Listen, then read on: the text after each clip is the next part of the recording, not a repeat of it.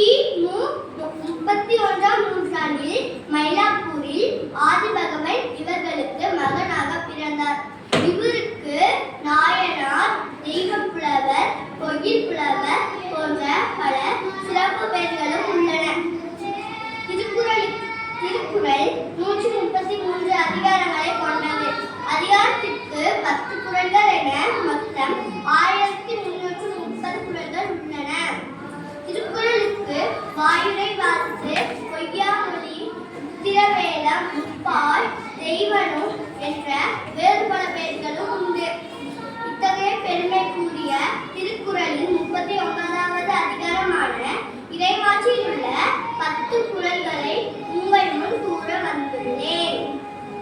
படைக்குடி கூழமைச்சு நட்பரன் ஆறும் உடையான் அரசருள் ஏறு.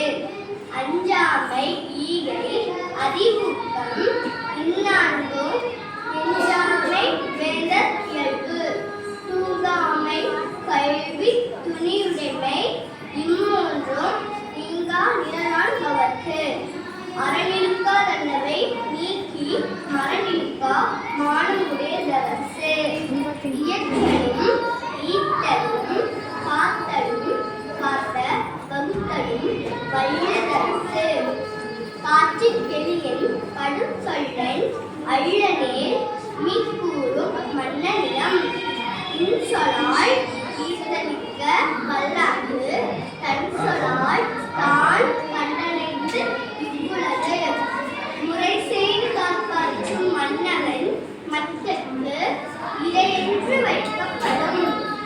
செவிகைக்க சொற்பொருக்கும் பண்புடை வேந்தன் கவிதைக்கு தங்கும் உலகு.